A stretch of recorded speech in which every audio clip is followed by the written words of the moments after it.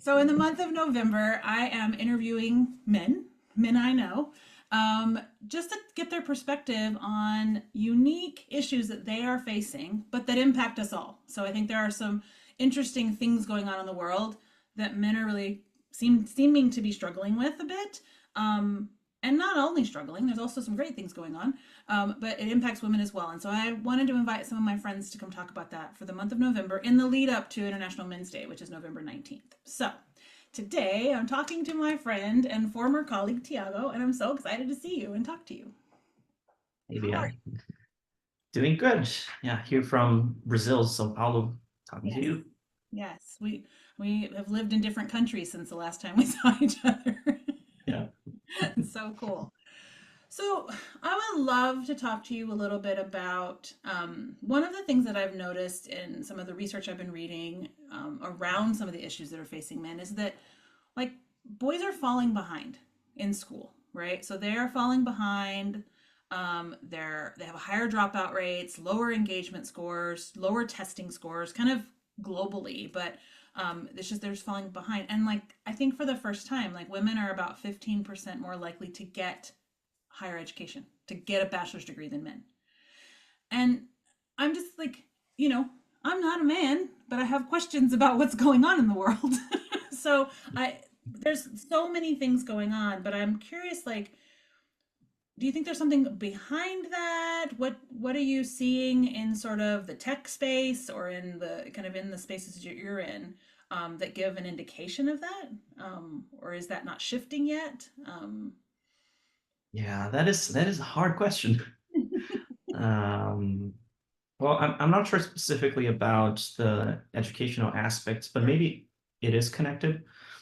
But I think the definition in our societies of what is a man, like a proper man, Yeah, and what are the behaviors that are expected from men, yeah. I think that has kind of a huge impact in the kinds of decisions we make Mm, and the behaviors, and I think how we relate to other people and to ourselves. yeah, yeah. When you invited me to chat, I was thinking about some situations or some examples, and I remember when my stepfather died, I was 17, Mhm. and I remember that someone in the funeral said that classic sentence, like, you're the man of the house now. And I mean, if you're cold and you don't read between the lines, technically I was the only male in that Yeah, household. yeah. But kind of the pressure that comes with all the things that are behind that, like, okay, am I responsible for my family now? My mom is grieving. Like, Yeah. what do I need to do? Like, what is my responsibility in like taking care and providing security Mhm, and mhm. all of those things? And those things happen all the time, like, like the boy's gonna cry Yeah, and all those behaviors. I think those things have been changing, yeah. but maybe it's a bubble that I'm a part of and that changes faster in that bubble. Yeah, I don't know, but I think there's something around like what does it mean to be a man? yeah. No, that makes sense. I think what you just said is really interesting.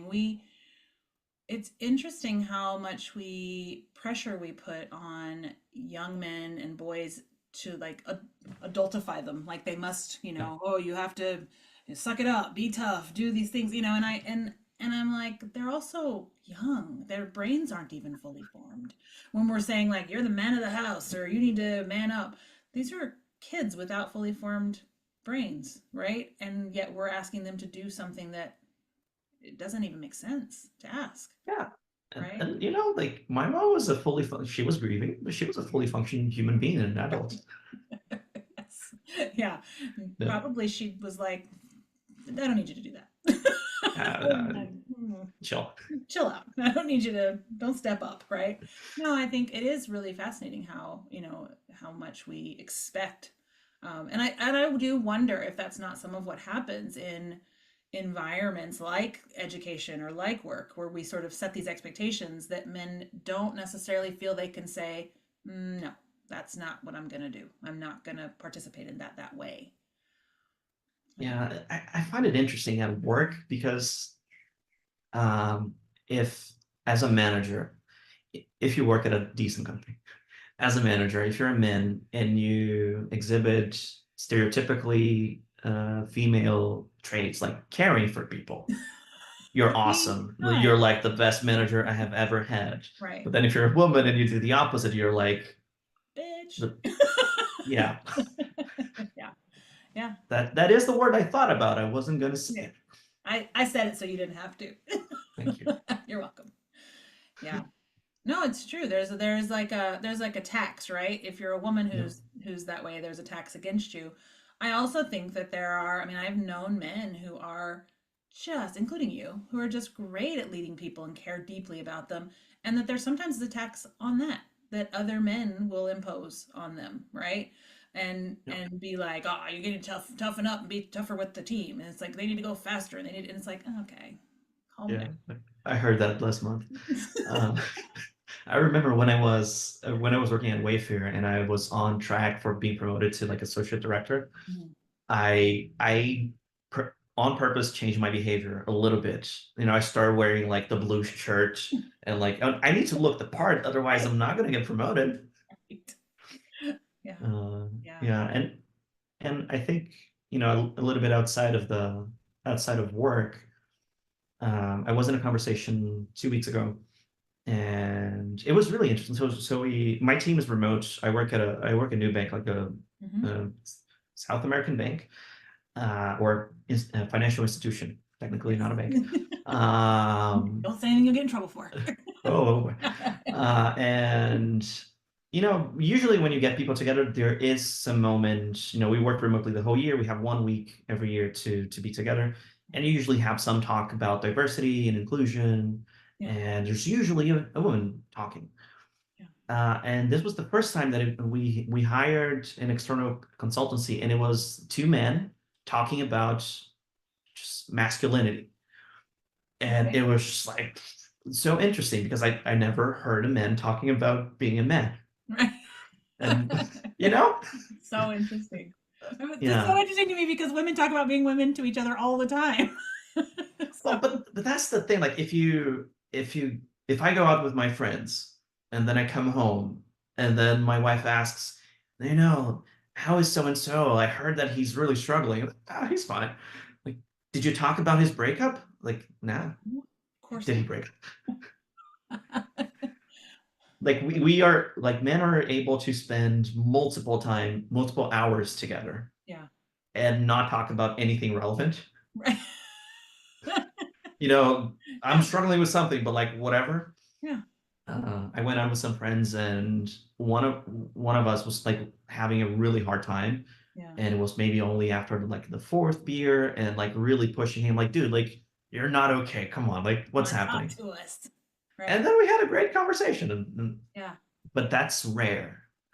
And so that's what I think that's what is so interesting about all of these issues that I think social isolation, mental and physical health for men, like women, we talk to each other. Like, I mean, I messaged my Yeah, sister just like day before yesterday and said, "Hey, my doctor says this. What do you think about that?" And I just ask, right? And then I ask my best friend.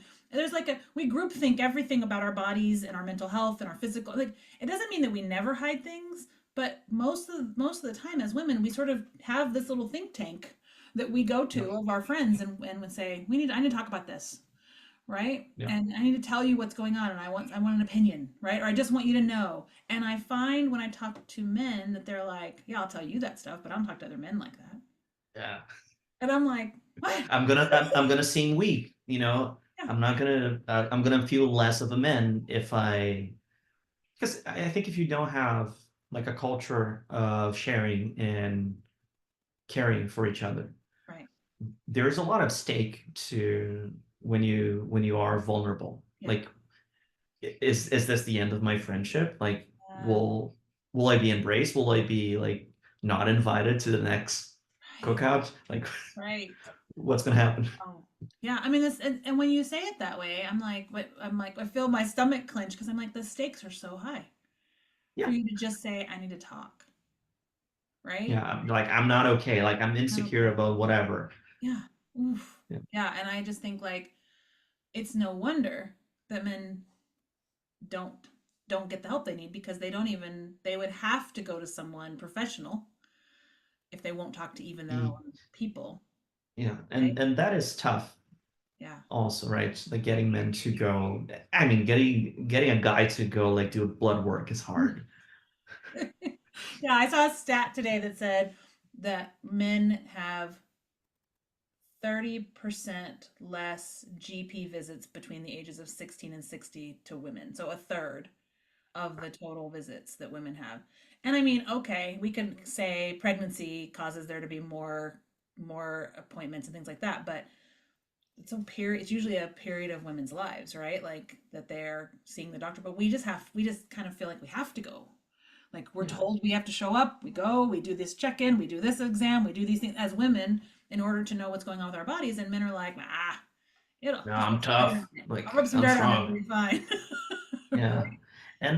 And regarding just going to the doctor, uh, I think maybe the only conversation, or maybe 80% of the conversations about going to the doctor that I've heard men engage in, or about the prostate exam and jokes about the prostate exam. Yes. Like you're 20 years from doing your first prostate exam and it's already like, It's got all this buildup, right? Yeah. yes. Yeah. No, I mean, and I think that that's one of those things, like between like prostate cancer, testicular cancer, those things, they just don't, men die from them because they just didn't go to the doctor. Yep. And it's like, okay, and, and there is so little discussion because it's like women, and I think that one of the questions I have is like, you know, in these scenarios, are women safe to talk to? Or are men also sort of like, that's very, very personal. I think it's safer in general. Hmm. And I'm not sure how much of that is just the way I was raised. For the majority of my Hmm. childhood, I lived in a home with only women, Yeah. so that is comfortable for me. Yeah. And for a long time, I felt very uncomfortable being friends with men Yeah. because I like. And we were chatting earlier about this, the Tony Porter men's box, Yeah. and Yeah. this Tell the me kind more. of this box that defines like what does it mean to be a man. Yes. No one sat down and wrote it. He's just documenting kind of behaviors that we observe. So, Yeah. you need to be heterosexual, you need to be strong, you need to be a provider, Yeah. you need to be tough, you need to be aggressive, you need to make more money than your partner. Right. So all of those things that are kind of unsaid, but you internalize, and that what it means to be a man. So I felt it was really hard for me to kind of fit in a group of men Hmm. because I mean, I did get that box Yeah. You're like, set yeah, up in my mind yeah, eventually. yeah. I'm not outside that group, Right. but it was kind of a strange space. But I also think that men see, talking about like stereotypes and whatnot, like men really see women as people who care, Hmm. who take care of others. Yeah. So I think that space is generally safe, kind of a mom type of Sure. relationship. Yeah. So I think that is safe, but Yeah. in the end, I feel like that's something that we need to figure out, like men need to figure out. Yeah. Like, yeah. I mean, I think it's tricky for us as women when we talk about these things. We're sort of like, we want to help, but you all have to talk to each other too, right? Like, because we can't necessarily, I mean, as women, one of the reasons we talk to other women is because we can relate, Yeah. right? And so there is this sort of natural ease of saying like, hey, have you ever had this experience? And oh yeah, when I went through menopause, blah blah blah. When I did this, blah blah blah. We just have this tendency, um, and so I think I know when I talk to my female friends, we're like, why don't they just talk to each other, right? But like you said. I think what you said earlier about it being it's high stakes, right? Like, Yeah. will I no longer? That guy always wants to talk about his feelings. He can't come to the next outing. Ugh. Yeah, don't invite Thiago, man. It's gonna be like a therapy fest. Yeah, he'll ask you how you feel, I'll right? need to I'll need to think about my feelings. Right, right. Yeah. You think But that there is a way, like, are there times when it's more, when it's easier to bring things up? mm, well, I think like just for my group of friends, I think creating an environment, like if someone is sort of on purpose, intentionally doing something to make it okay. Yeah. And in that sense, it's a lot like managing people. Well, I guess it is in a way. Yeah. Um, if you show vulnerability, if there's one dude in the circle that shows vulnerability, Right. uh, it invites people. It sort of hints that there is a safe space here. Yeah. And I feel like men are also very afraid that, you know, we don't talk about our feelings at all. And if we start talking about our feelings, then we cannot talk about soccer and whatever and Right. work. And now we only have to talk about our feelings. It's like But a I slippery think, slope. Right. yeah, oh, careful Well, now. now we only talk about feelings. Yeah. So like having a space where you can just like talk about nothing for a while. Like Right. it's very enjoyable Right. Yeah. uh, Totally. to do that and just like joke about stupid things. Yeah. But then go a little deeper, share something, and then see if the group kind of relates to that and shares back. Yeah. But I also think that there is a chance that, like, if you're a man and you do want to share and you do want to be more connected to your friends, Yeah. there is a chance that you may need to change your friend circle a little bit, Yeah. right? I think Some dudes will not be willing to talk about that, and maybe that's fine, and they're just sitting there for 5 minutes thinking you're an idiot. Uh, yeah. Yeah. yeah. Well, and I also feel like one-on-one, it's much easier. Yeah. Okay. That's what I was going to ask. Like, do you have relationships where you can dive deep if it's just two of you, right? Yeah, I have a few people, but that's recent. That's something that, last 3, 4 years, something that I've developed. Yeah. No, I think it's super important. It's interesting because when I think about um, some of the critique of women being judgmental, or women being that I've heard from men, especially I think among single men, like like, oh, I can't talk to women because they have their expectations are too high, or this or that. I Yeah. think it's I think that's very possible that they're experiencing that with certain women, and also maybe Yeah. choose different women. But the same thing with your groups of friends. Like, if you don't have a space where you can talk at all, maybe broaden the horizons, find Yeah, somewhere a little safer, right? And take the risk. um totally. because I do think that there's so much to be had in spaces where you can say, like, hey, I'm having a hard time, and I just want to say that I'm having a hard time. Like, even as a woman, sometimes I'm not asking for a solution. I'm just saying, I just want to say, like, man, I'm having a hard time. Just want to vent. Yeah. And I want someone to say, okay, let's, I mean, listen, when we worked together, we used to, go to the copy room Oh, and have a silent lot. screens. Oh yeah, true. I need to Ah, have a meeting with you in the office, or in the yeah. copy room with the boxes, like, we're shoved in the corner. I need You to tell know, you what's it going on, right? it was so nice when you joined the company because I finally had someone to talk to. I was going crazy by myself. Yeah, the 11-person leadership team, all men, all white, mostly all German. Exactly. And yeah, people who speak a different language, and Yeah, our buddies and yeah. whatnot, and you're kind of the junior outsider with a ton of responsibility. You're like, oh, fine, I'll just hold the company together while you all talk about this. I'll just be over here making this work. No, but Yeah. I think, I mean, even among that group, I can say that there were times when I outed my feelings and everybody got really uncomfortable, but then would say, actually, we probably needed you to do that, Yeah. right? Because I could cry while we were talking. I could say, I'm struggling. I remember going to a meeting and saying, this is the loneliest job I've ever had.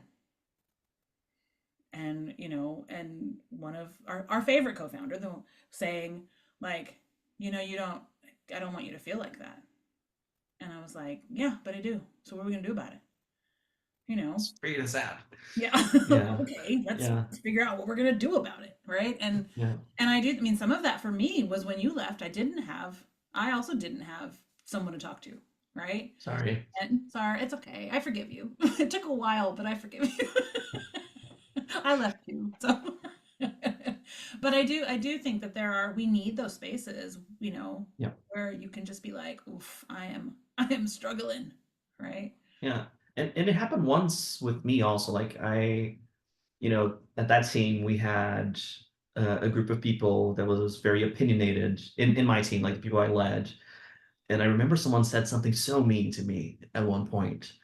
And I got up and I went to the bathroom and I cried for like 20 minutes. Yeah. And then I came back. But like the people that saw me, and a few men were around me, and they saw me crying and just like, and that's the men box, right? Yeah. Like I'm crying, like I feel terrible. Like no one can see me. Like I need to go away. Right.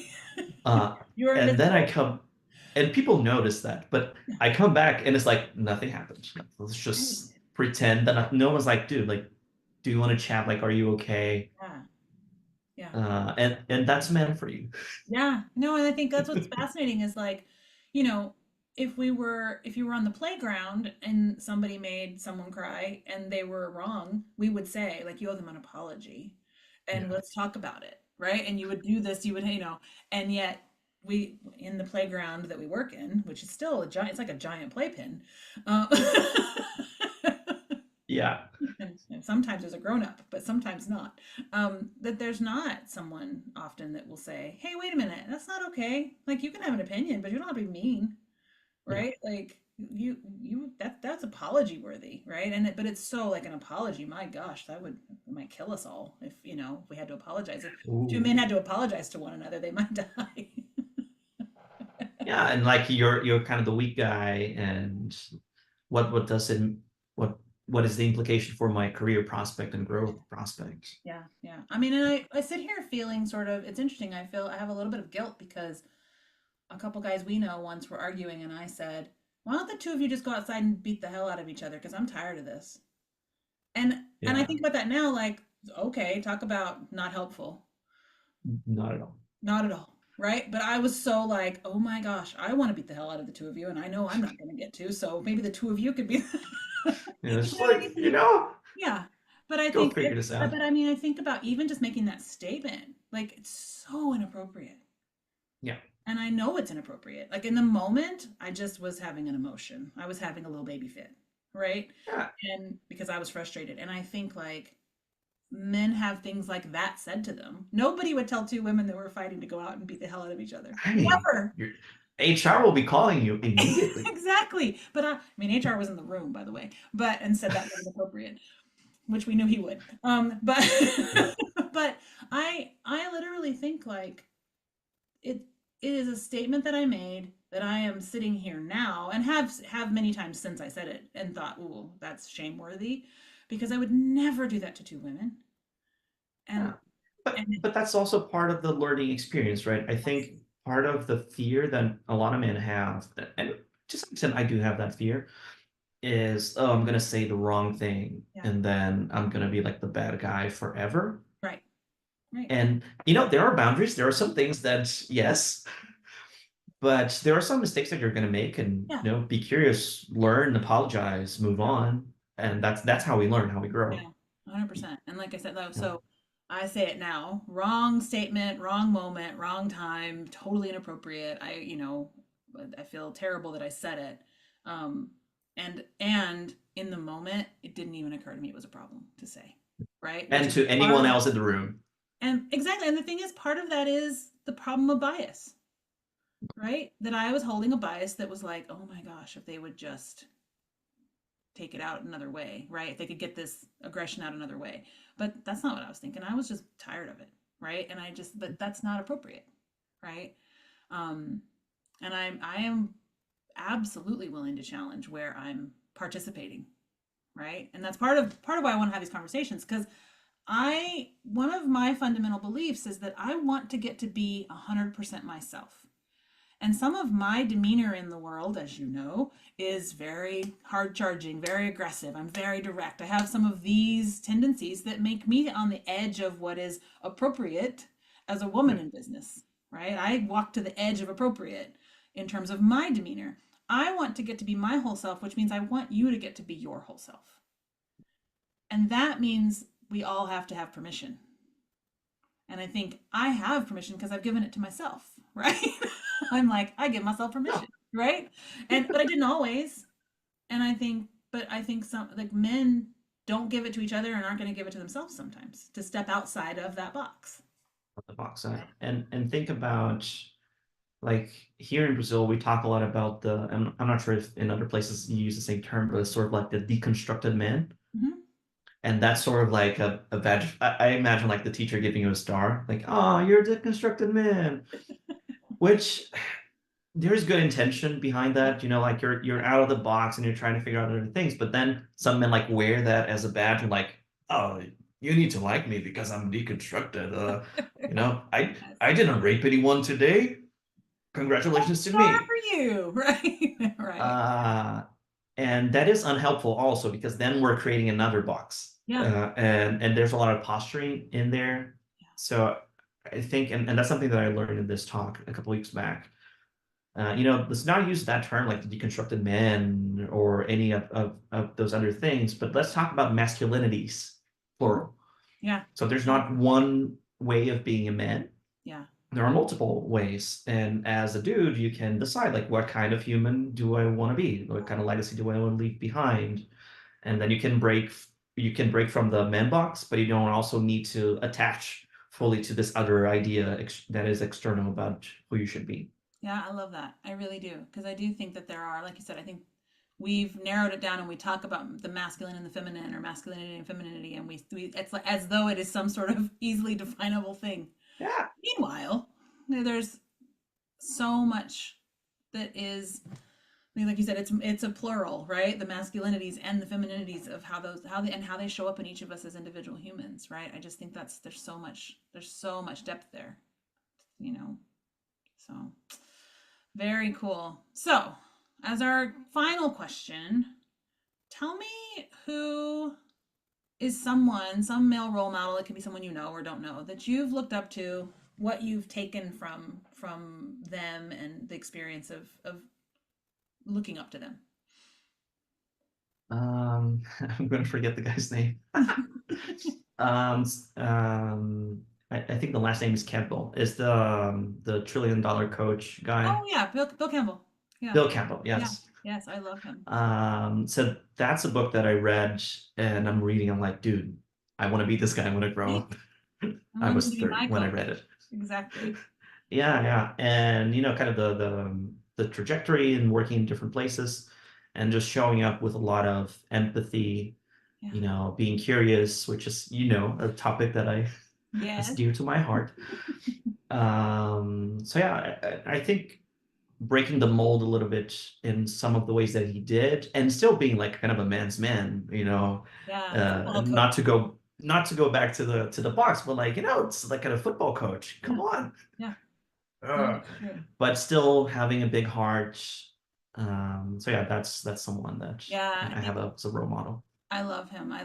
There's so much in that. When you think about a guy like Steve Jobs being like, "Yeah, let's go for a walk. I need to tell you something," and that's the guy who went and is the guy who brings all the warmth and like I can only like when they describe his funeral, I'm just like it's a room full of tech dignitaries, Yeah. basically. And and for you to pass away and some of the busiest people in the industry to sit down and write a book about your life, Yeah, that says something. yeah, And 100%. my ambitions are not that big, but I want to be kind of in that direction. Yeah, yeah, no, exactly. And I'm so glad you brought him up because I do think he is an interesting. He has like you said, he has sort of these classic masculine traits and background, and he's hard charging and he likes to win and all of those things. But he's also so empathetic and willing to challenge these men. Like, is there another way to think about this? Right? And it's just like, yes, like he had to be for a lot of them one of the few men that they had that kind of relationship with. So I think it's so cool. Well, thank you for taking time today to talk to me about all of this. I know it's, maybe not the easiest thing, right? But I appreciate it. It's so important for us to have some of these conversations. So thank you for Thank joining me. you. If you're watching this, you'll notice there's a QR code along the bottom. We're donating to Movember, which is an organization that during the month of November always tries to raise awareness for men's health issues like prostate and testicular cancer, but also mental health and kind of suicide ideation behaviors that they're trying to help men notice and get help for. So if you would like to donate, just grab the QR code and share some money, and we will raise all that money and send it their way. So thanks again, Thiago. Thank you.